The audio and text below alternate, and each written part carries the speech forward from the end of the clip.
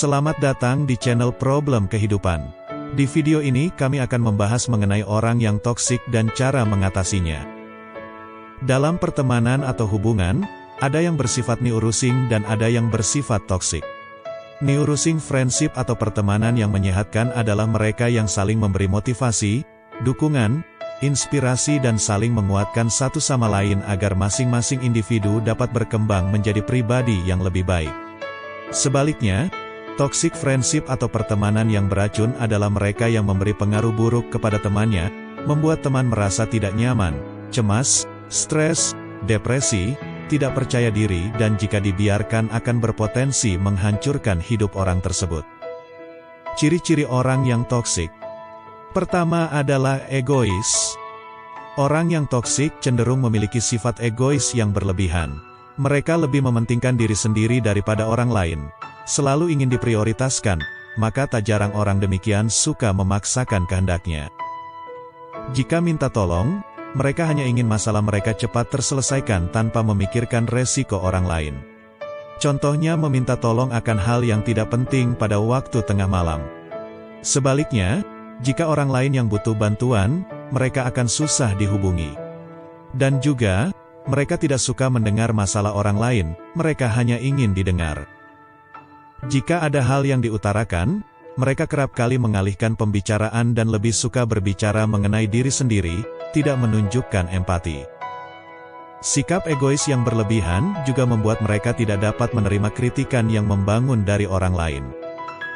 Kedua adalah manipulatif. Orang yang toksik juga suka memanfaatkan orang lain dengan bersikap manipulatif, memanfaatkan emosional seseorang agar mendapatkan simpati demi keuntungan pribadi. Contohnya di lingkungan kerja, apabila orang yang toksik ingin menjatuhkan rekan kerjanya, biasanya dia akan membuat drama atau curhat kepada atasannya atau rekan lain tentang tekanan yang dia alami di tempat kerja. Agar lebih meyakinkan, terkadang dilakukan sambil berlinang air mata. Ini agar dia mendapat simpati, merasa dikasihani dengan harapan mendapat perlakuan yang lebih baik, terutama dari lawan jenis. Dan juga agar sasarannya dibenci dan dijauhi oleh rekan yang lain. Umumnya ini terjadi sesama wanita. Di sisi lain, dengan sifat manipulatifnya mereka juga akan berusaha untuk merubah bahkan mengontrol temannya menjadi sosok yang mereka inginkan demi kepentingan pribadi melalui empati dan kritikan palsu, seperti menilai seseorang dari cara berpakaian atau cara bekerja.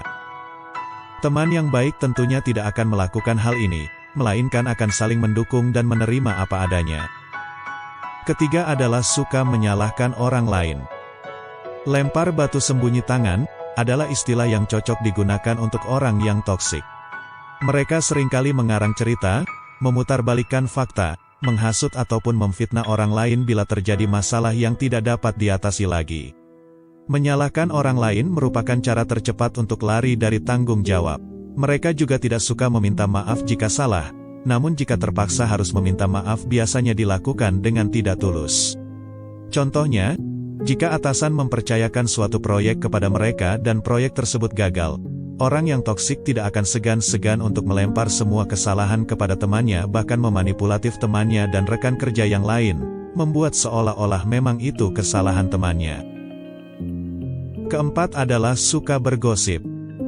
Orang yang toksik mempunyai hobi jelek yaitu suka bergosip yang negatif, membicarakan kejelekan orang di belakang bahkan menjadikan bahan candaan dan menertawakan orang lain. Mereka tidak dapat menyimpan rahasia, bahkan menjadikan rahasia orang sebagai topik yang seru untuk dibahas. Bila kamu memiliki teman yang demikian, maka berhati-hatilah, tidak tertutup kemungkinan suatu saat kamu yang akan menjadi bahan gosip mereka. Kelima adalah iri hati dan cemburu. Orang yang toksik biasanya memiliki sifat cemburu dan iri hati yang berlebihan. Mereka tidak suka mengakui kelebihan orang bahkan cenderung untuk membandingkan, merendahkan dan menjatuhkan orang lain. Tidak menerima jika orang lain lebih unggul dari mereka.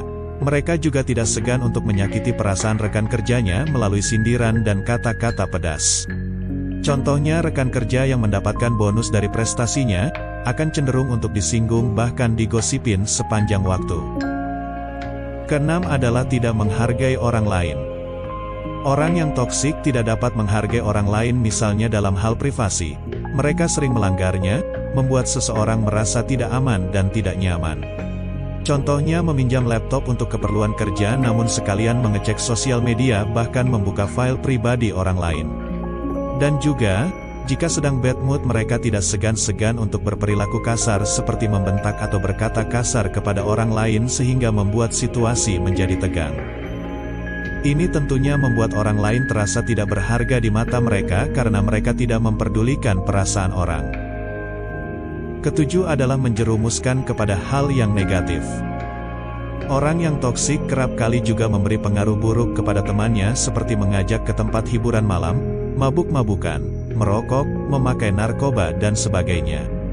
Tujuannya untuk mendapat keuntungan pribadi.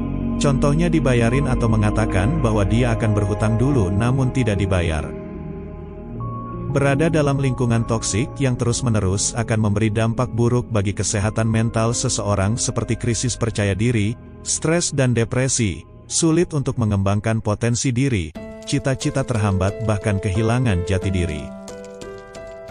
Menghadapi orang yang toksik tidaklah mudah, terutama jika mereka adalah orang dekat seperti keluarga atau kerabat. Jika orang dekat kamu ada yang toksik, kamu dapat mengatakan secara langsung mengenai perilakunya yang tidak dapat kamu terima dengan harapan agar dia dapat merubahnya walaupun memerlukan waktu yang tidak singkat. Komunikasikan secara baik-baik bagaimana perasaan kamu saat merespon sikapnya.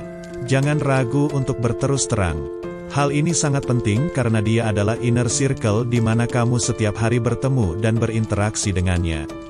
Jangan biarkan inner circle kamu berubah menjadi toxic circle. Jika orang yang toksik adalah teman sekolah atau rekan kerja, lakukan hal yang sama, bicarakan empat mata. Beritahu mengenai sikap mereka yang tidak bisa kamu terima. Jika mereka tidak mendengar dan tidak mau berubah, maka kamu dapat mengambil langkah tegas yaitu memberi batasan dalam pertemanan kamu. Ketahui kapan waktunya untuk menjauh dari mereka. Jangan lagi memberi informasi penting apapun apalagi menceritakan masalah pribadi dan keluarga.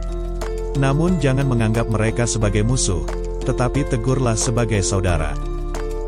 Dan juga, sebisa mungkin hindari gosip atau percakapan negatif yang tidak membangun dan tidak membuat diri kamu lebih baik. Jangan biarkan diri kamu terpengaruh dalam lingkungan toksik. Buktikan bahwa kamu lebih baik dari mereka. Jangan ragu untuk berkata tidak kepada mereka yang memberi pengaruh buruk dalam kehidupan kamu. Dalam pertemanan, pentingkan kualitas daripada kuantitas. Percuma memiliki banyak teman namun selalu menjatuhkan, iri hati, cemburu, tidak mendukung bahkan membatasi impian kamu. Sebaliknya, lebih baik memiliki sedikit teman namun dapat mengerti keunikan dari diri kamu, saling mendukung dan selalu ada di sisimu saat suka dan duka. Di sisi lain, berusahalah juga untuk menjadi pribadi yang baik bagi keluarga, kerabat ataupun rekan kerja. Tebarkan sikap positif kepada orang lain seperti menunjukkan empati saat orang lain sedang berbicara. Selalu berpikir dua kali sebelum mengutarakan pendapat. Lakukan introspeksi diri jika terjadi perdebatan. Sebisa mungkin, jangan juga menjadi toksik bagi orang lain. Terima kasih sudah menonton. Jangan lupa tinggalkan komentar di bawah. Subscribe video ini jika merasa bermanfaat. Sampai jumpa di video berikutnya.